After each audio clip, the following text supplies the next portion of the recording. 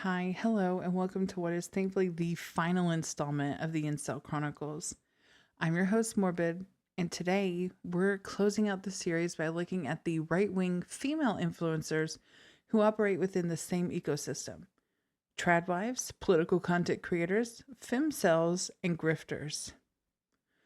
We'll talk about a few prominent examples, but this episode isn't about individuals. It's about a growing phenomenon of women who reinforce misogynistic and authoritarian ideologies, often packaging them as empowerment, tradition, or morality, and profiting off of it. First on our list are tradwives.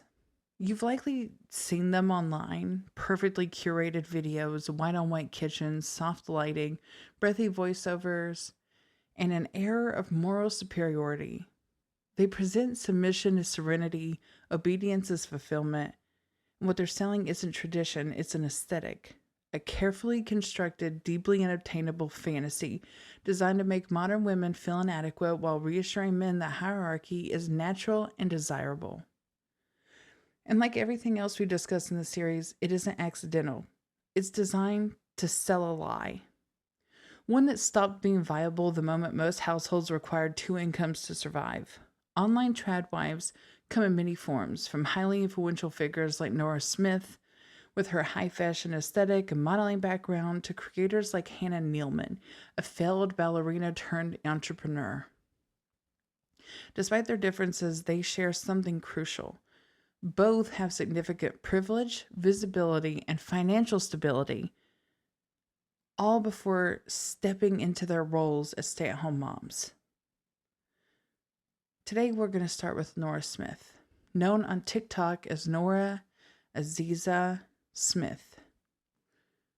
Nora Smith is best known for her elaborate cooking videos, where she prepares meals entirely from scratch while projecting a calm, polished domestic ideal. I'm going to play a short clip from one of her New Year's Eve's videos for you. If there's one thing we can't run out of, it's Martinelli's on New Year's. But it happened, so I decided to make some really quick. I start by washing and cutting up all my apples, but I leave the peels on. Once I've given those a rough chop, I take my grapes and add them to my large pot. Pour in all of my chopped apples before adding in some water.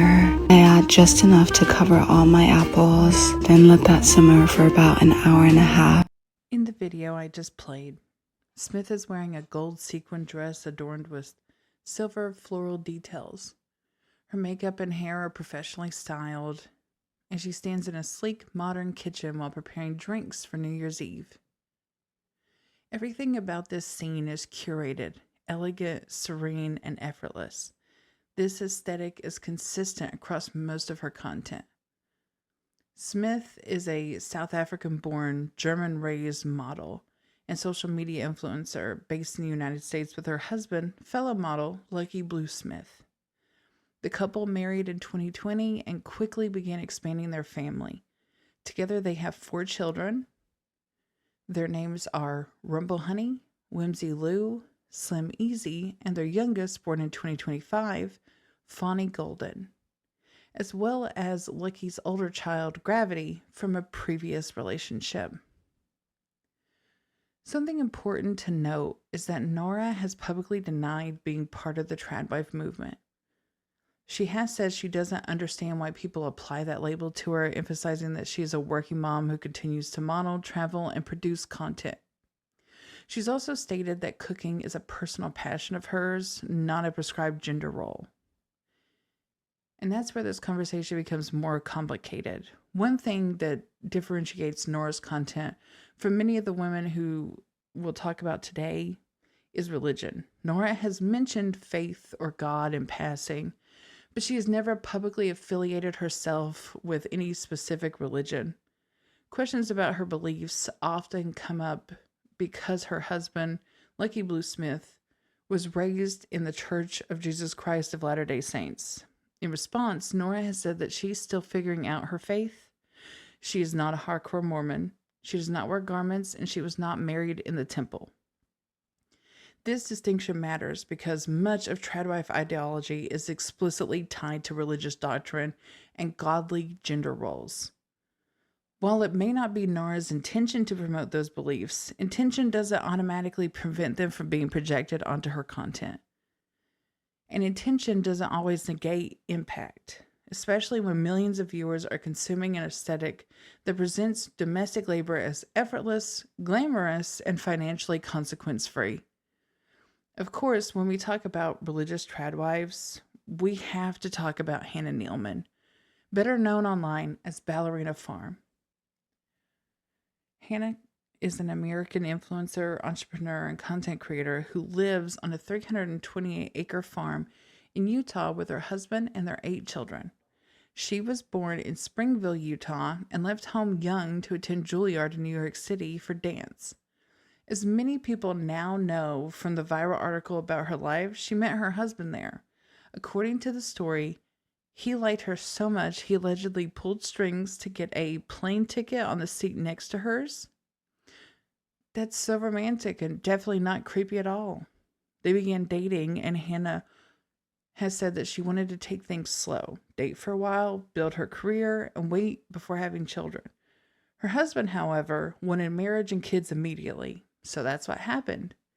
Within 6 months, they were married, and Hannah became the first visibly pregnant student at Juilliard, which is notable, especially considering Juilliard is one of the most competitive and prestigious performing arts schools in the world, where thousands of dancers fight tooth and nail for a handful of spots. But what would I know? She wanted to stay in the city. He wanted the mountains. So like a good wife, while pregnant with their second child, they moved back to Utah, the very place she had fought so hard to leave in pursuit of the big city and a world-class dance career, all to be a good wife. And yes, this level of detail feels invasive, but I know all of this because it was made public. I know which of her births were natural, which one wasn't, and that she openly talked about enjoying being medicated for that one birth. I know she gave birth and then competed in a beauty pageant shortly afterward. All of this is impressive, and it is also oppressive. Because when you zoom out, her story is about a woman who achieved something almost impossible. Juilliard, elite dance training, professional promise, and then gave it all up for a man and the life that he wanted. Many people who read that article felt the same quiet pity I did. But once you understand her background and her religious context, the trajectory starts to feel less surprising. Because Hannah Nealman is Mormon. And within Mormon culture, especially online, influencing has become increasingly more of a soft power missionary tool.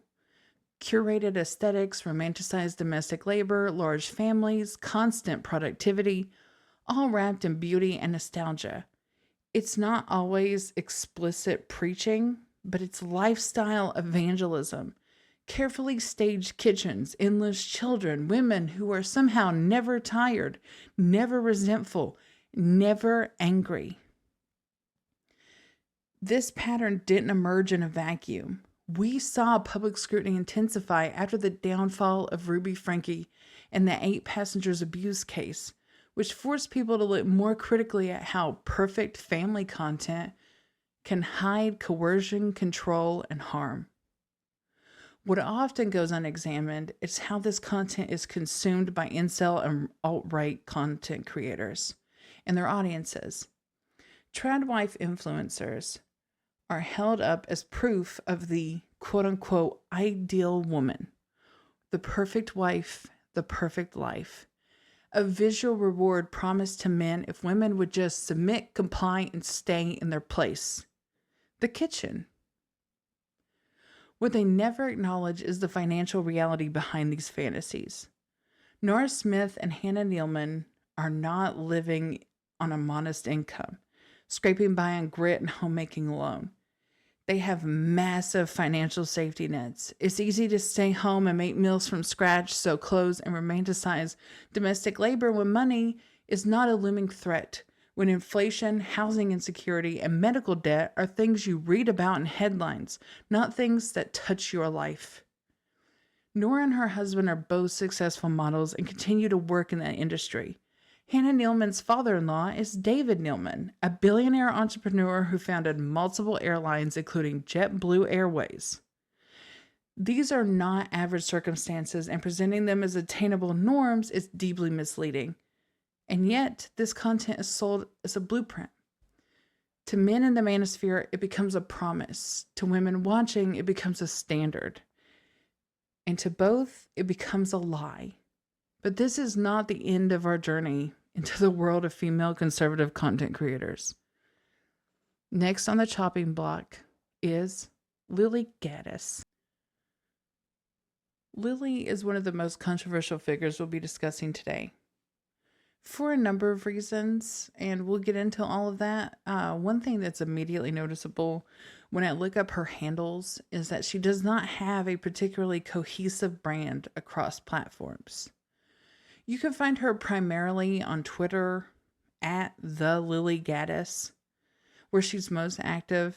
She's also on Instagram at the Lily Show Official, and it has a blue check mark, which lets me know she pays monthly.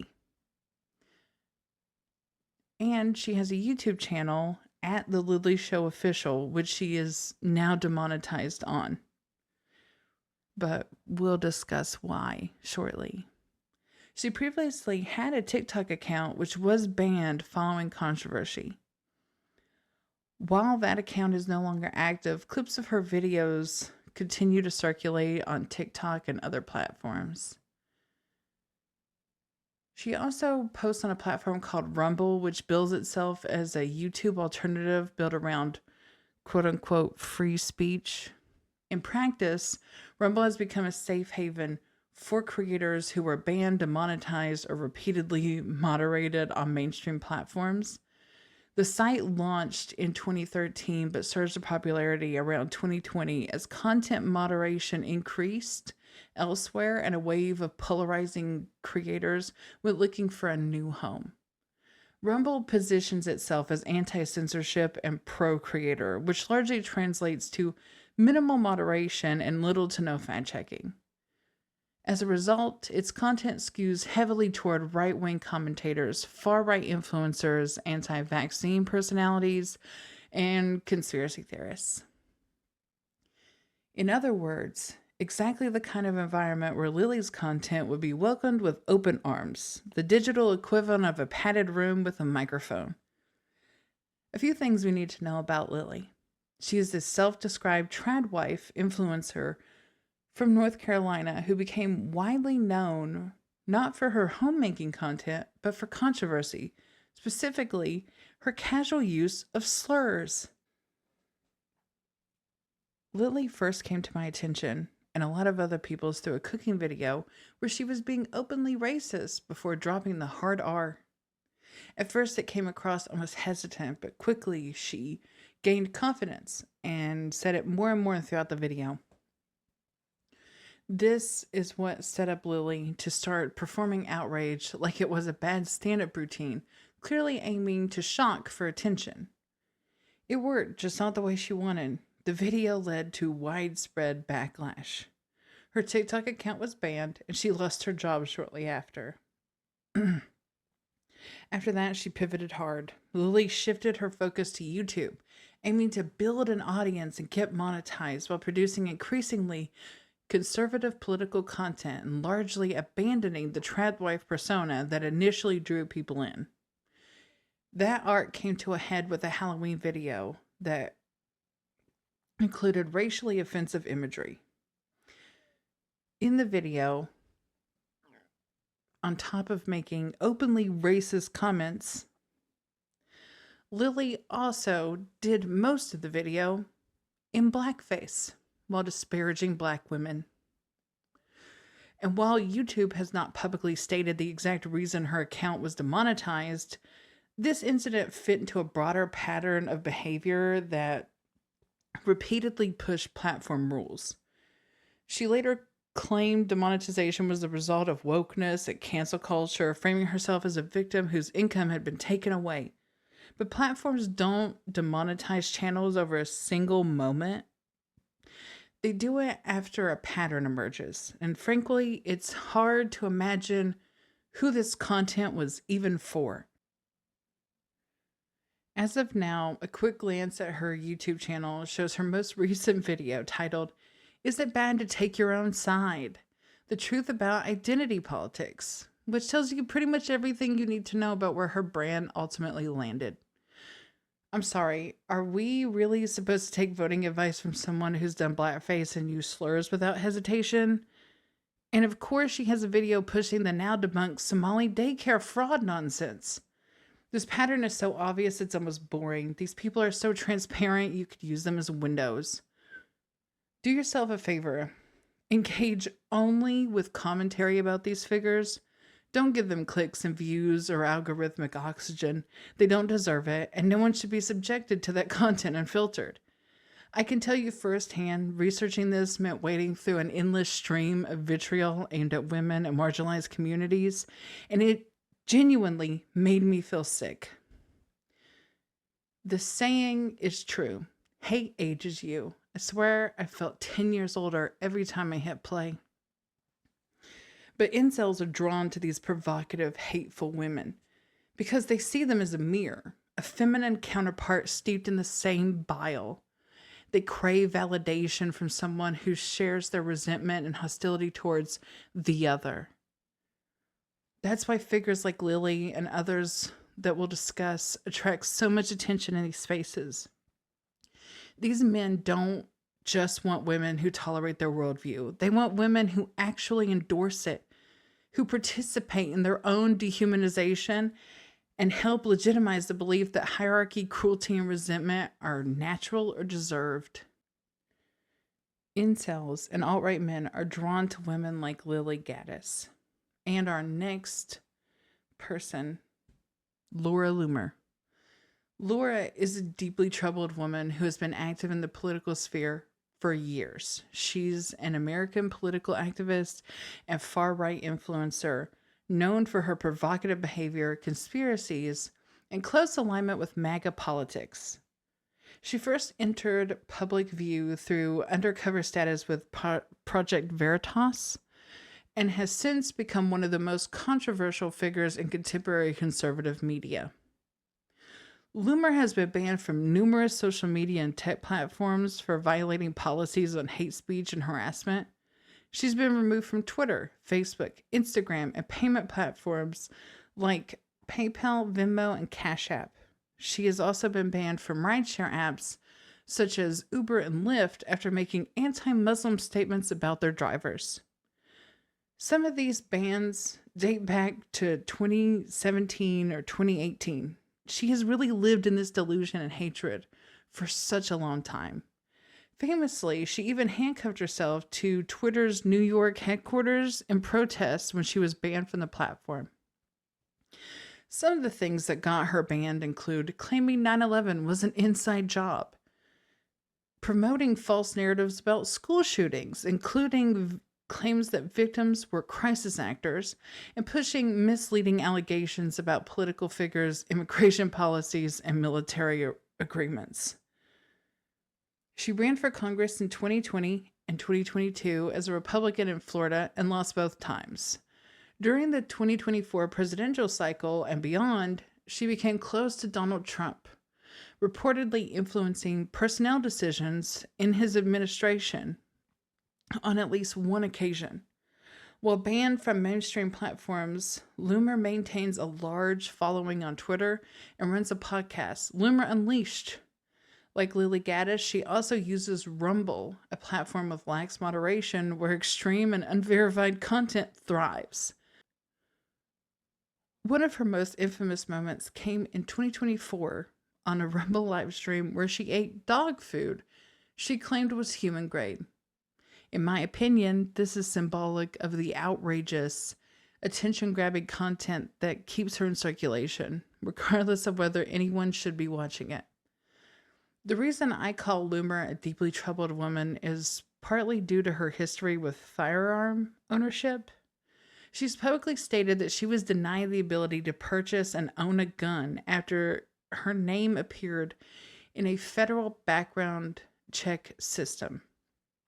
While she frames this as political targeting, the legal prohibition here appears to stem from prior involuntary mental health commitments, which under federal law prevent gun ownership.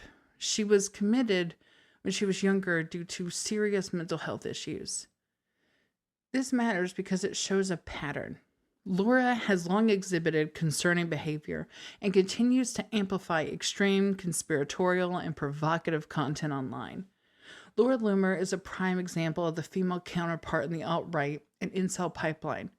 Incels and alt-right men are drawn to women like her because she embodies the same aggressive, conspiratorial worldview that these men are steeped in, but in a feminine form. She validates the idea that these men already believe that women are deceptive, that society is rigged, and that outsiders, whether immigrants, Muslims, or feminists, are threats. Her content isn't about nurturing, connecting, or self-improvement. It's about provocation, outrage, and allegiance with the far-right ideology. For incels, seeing a woman who shares their disdain for the other is both aspirational and comforting. She models a female version of their anger and resentment they already feel, effectively priming men to see this worldview as normal. Now, this brings us to the last of our right-wing influencers on this list. And how could we forget Candace Owens? Owens is a conservative political commentator, activist, and media personality who rose to fame being a Black MAGA supporter alongside Kanye West. She gained attention for deriding liberal movements, identity politics, and mainstream narratives over the last decade. Seems odd to be against identity politics and using her identity as a Black woman as a shield to protect her from criticism.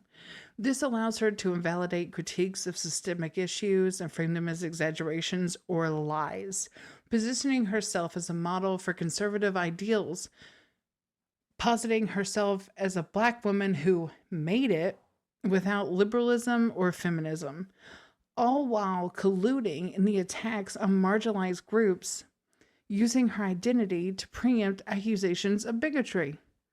Just seems a bit weird, if you ask me. Owens started in marketing and created the brand Red Pill Black, a YouTube channel that argued against mainstream liberal ideals like race and politics. She became a communications director for Turning Point USA and worked for them from 2017 to 2019, helping to spread conservative messaging on college campuses across America. Later, she hosted a show on the Daily Wire called Candace before leaving in 2024 over disagreements. Apparently, they took issue with her commentary and ideological stances. Today, she independently runs her own podcast and content, reaching millions on YouTube, Twitter, and the like. Unlike the others in her sphere, she is able to water down her beliefs enough to avoid bans for moderation, which is insane to me. These are just a few of her claims. She believes that the moon landing was faked, her controversies over the death of Charlie Kirk, her Becoming Brigitte podcast series, claiming France's First Lady Brigitte Macron is trans, which is getting her sued for defamation. And let's not forget her anti-Semitic views that she claimed were a critique of power and media. I feel it is also worth mentioning that she is the co-founder of the Blexit Foundation, which aims to encourage Black Americans to leave the Democratic Party, which has drawn criticism for the oversimplification of complex and social realities. But try telling her that. For incels and alt-right men, this is a double win. They see a woman who is ostensibly independent, of feminist ideology while simultaneously validating the anti-woman, anti-liberal worldview they already hold. She becomes both a shield and a lure. Her identity gives her credibility, her messaging aligns with their worldview, and she demonstrates that women can be allies to their ideology if they adapt the right attitudes.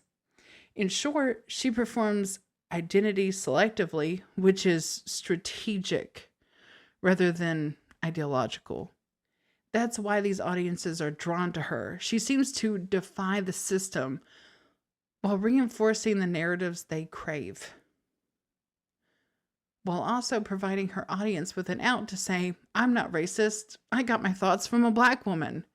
And if that doesn't sum up her place in the sphere, I don't know what will. Thank God this is the end of our right-wing influencers. And that brings us to a special category that I have lovingly labeled femcels in my script. We are only going to talk about 2 women in this space, but they have a past deeply entrenched in incel culture. Not adjacent, but putting themselves right in the ditch with these men. The first we will discuss is Pearl Davis, known online as Pick-me Pearl. Oh, I'm sorry. Known online as just Pearly Things. Pearl got her following on TikTok through her public relationship with a Black content creator named Onaya Johnson, also known as Angry Reactions. After their breakup, Pearl pivoted into provocative anti-feminist content so hard that she was labeled the female Andrew Tate. Her videos promote traditional gender roles, attack modern women, and celebrate hierarchical relationships. She said women should be banned from voting and that the 19th Amendment should be repealed and that divorce should be abolished, claiming modern women are responsible for the breakdown of their relationships. Of course, abolishing divorce wouldn't strengthen families. It would trap women in bad, abusive, or unequal situations. Historically, men lose nothing in these setups while women lose everything, but Pearl actively rejects this narrative when it is presented to her, and it has been presented to her a lot. Pearl also shames women for premarital sex despite her own sexual history, weaponizing purity culture retroactively, which is a new one, I might add. It's hypocritical, but revealing. Sexual history isn't a moral code here, it's a control mechanism. Men are forgiven, women are condemned. Her worldview frames women as either obedient or defective with no gray area. This isn't conservatism, it's social punishment dressed up as tradition. But these toxic beliefs aren't what earned her the femcel label from me. That came from her obsession with the breakdown of dating culture. She claimed she couldn't find a partner while demeaning women who she deemed unworthy of finding love. A classic incel tactic, tear others down to lift yourself up. And yet, when men were asked why they wouldn't date her, the answer was simple. She wasn't feminine enough. Ironic, isn't it? What cemented her place on the femcel list, though, was her association with Nick Fuentes, leader of the Groypers. She sat across from him, nodding along to everything he said. A sad, disturbing display of yes-anding extremism. Honestly, this lackluster meeting of the minds was just as sad and disturbing as you would expect. And just as hard to watch. This isn't a loose association. This is a deep dive into the deep end of the incel and manosphere waters that Pearl worked very hard to plant herself in. And if you thought that was polarizing, then you're thinking, surely it can't get worse. Unfortunately, it can. The next person on our list is a pop culture icon. A Grammy-winning artist, someone whose career was built on internet fluency and viral chaos.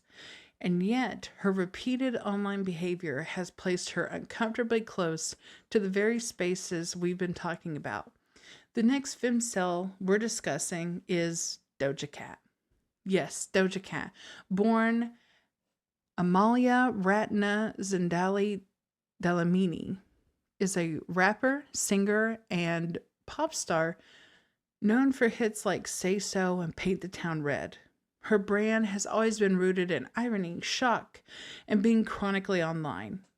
But woven through her rise are controversies that don't just flirt with edgelord humor, they intersect directly with incels and right-wing subcultures. In 2020, an old song of hers resurfaced titled Didn't Do Nuffin'. This phrase is a racist meme historically used to mock black victims of police brutality. Doja responded by saying it was a bad decision, that she doesn't understand the connotations at the time, and emphasized her pride in her identity. If that response sounds familiar, it should, because we have another woman on this list who does the same thing when called out for her anti-black statements. That same year, allegations surfaced involving Doja Cat participating in tiny chat rooms populated by alt-right figures and incel creators.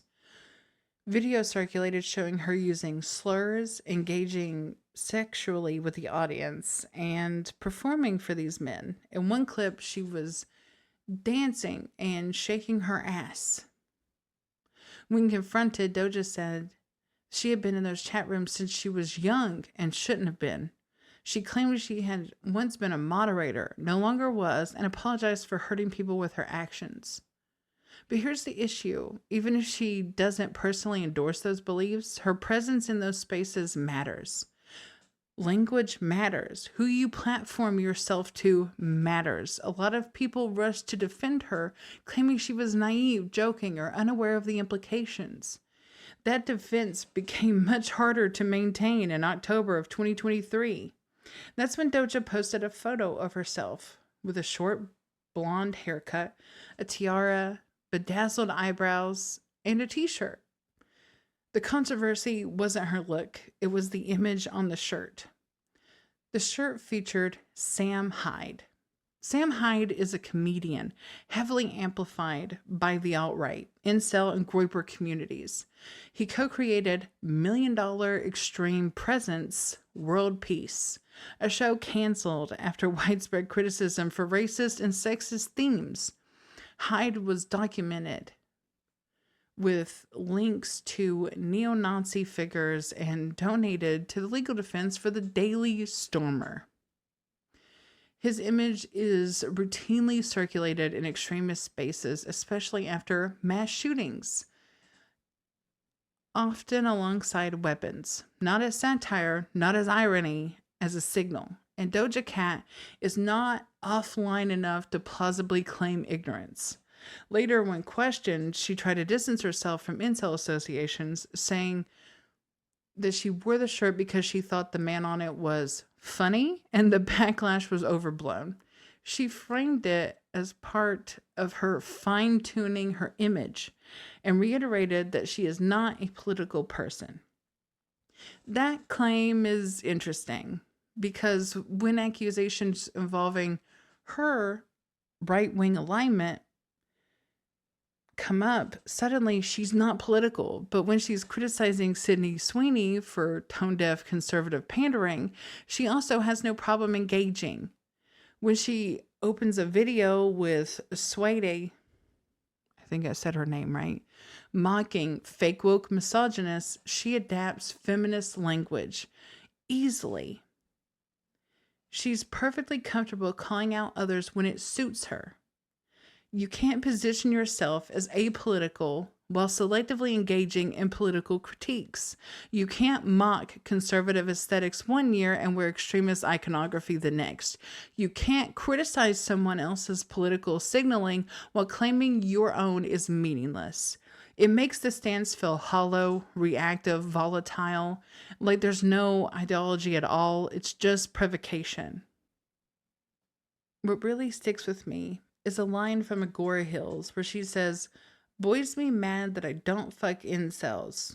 On Genius.com, an annotation was added that notes Doja has a documented history of associating with incel-adjacent figures, including Jay Cyrus, a streamer widely known for racist, misogynistic behavior and sexual misconduct allegations. People have been pointing out this pattern for years. As someone who used to be a fan, this is personally upsetting. I don't align with any of this. Had I known earlier, I wouldn't have supported any of her work. This isn't edgy, it isn't ironic, it's complicit. I will never tell someone how to live their life, but I will not sit back and watch someone participate in the dehumanization of others, even when that dehumanization is aimed inward, even when it's wrapped in irony, fame, and plausible deniability. That's how these pipelines stay hidden. That's why we're talking about it. And I'm going to keep talking about it until it's impossible to ignore. Not because this is a performance, not because there's money in it, and not because it's easy. I'm not monetized. I'm not incentivized. I'm doing this because I believe in what I'm saying, and I always have. I live these values without a paycheck attached, and that matters. This will be the final episode of this deep dive into alt-right culture, but it will not be the last time I speak out or advocate against it. And that brings us to the last figure on our list. Another celebrity, another artist, and another woman who has drawn intense backlash for publicly aligning herself with MAGA politics. Yes, the final woman we're talking about today is Nicki Minaj. And I'll be upfront, I have not liked Nicki Minaj since he made that song with Tekashi 6ix9ine, especially because his criminal case was already public before the song was released, and she chose to collaborate with him anyway. Just to reiterate, Tekashi 6ix9ine, about a year before collaborating with Nicki, was brought up on charges for sexual misconduct with a 13-year-old child that was recorded. That moment marked the beginning of a pattern I couldn't unsee. A repeated, deliberate alignment with men who are known or credibly accused of predatory behavior. Her longtime collaborator and bestie, Drake, has a well-documented history of inappropriate interactions with multiple underage girls, enough that it became the central point of public scrutiny during his high-profile feud with Kendrick Lamar in early 2025. Her brother was convicted with DNA evidence of sexually abusing his 11-year-old stepdaughter. Nicki didn't distance herself, she publicly advocated on his behalf. And that brings us to her husband, Kenneth Petty. He is a convicted sex offender who later faced legal consequences for failing to register after moving states following their marriage. At a certain point, this stops being coincidence. When you consistently surround yourself with predators, defend them, platform them, and ultimately marry one and have a child with them, people are allowed to draw conclusions. This isn't bad luck. It's a pattern, and patterns often tell the truth louder than statements ever could.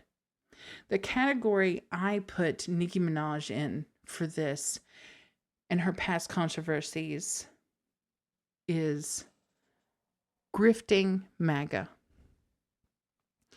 It's because of her recent political alignment with MAGA-aligned politics and conservative movements that I wanted to get her into the right place in our list today. In December 2025, Nicki made a surprise appearance at Turning Point USA's America Fest conference in Phoenix, the first major TP USA event since the death of Charlie Kirk. She joined Erica Kirk, Charlie's widow, on stage and publicly praised conservative figures, including President Trump and Vice President J.D. Vance. She expressed admiration for Trump and Vance's role models and even delivered talking points that aligned with culture war rhetoric.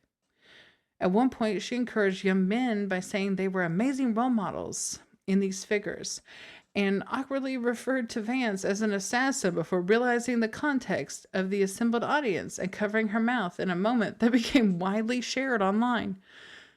She also took shots at California Governor Gavin Newsom, using language popular in conservative circles, calling him new scum, and spoke about her faith and frustrations of being pushed around for her beliefs, framing her appearance as standing up for herself and her values. This shift blew up in social media and sparked intense backlash from fans who felt betrayed, especially audiences made up of the LGBTQIA plus listeners and longtime supporters who saw her new platforming of anti-trans and conservative talking points as a stark departure from her earlier persona. What makes this moment fit my pipeline thesis and not just another celebrity political blunder is how it lines up with opportunity, grievance, and alliance with a political brand that rewards notoriety and attention. Critics and commentators have pointed out that her pivot to conservative spaces feels strategic rather than ideological, almost as if she's repositioning her culture capital where someone with influence is welcome, even if it costs her core fan base. In other words, this isn't simply she shared a political opinion. This is a celebrity lending her platform and visibility to a movement that thrives on polarization and performance, not because she's articulated a coherent political philosophy, but because it elevates her visibility and fits the grift model we see across the alt-right handshake pipeline. And yes, people are noticing. Some of her fans publicly questioned her support of conservative figures and suggested she turn her back on communities that supported her for years. So if you're wondering why Nicki Minaj, a global pop star, is on this list, it's because her shift into public endorsement of a political faction that profits from outrage and loyalty fits the same mechanics that we've seen from other influencers here.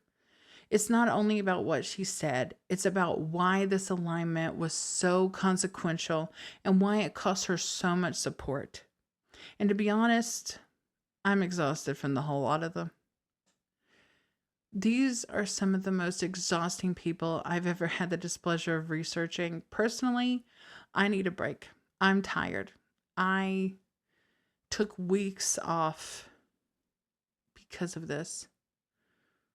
So this is the end. There's no neat bow to tie it up on, no polished wrap up that makes this feel lighter than it is. The series took weeks of research, literal days of my life spent wading through the armpit of the internet, and I am ready to claw my way back out of it. Next week will be our first real episode. We're leaving this behind and moving on to a murder case. And honestly, I cannot wait to be back in the true crime world where I feel at home. Chatters, thank you for sticking with me through this series. Thank you for listening, for engaging, and for sitting through some truly uncomfortable truths. Take care of yourselves, because after all, we deserve a reprieve from these people. I'll see you next week. Morbid out.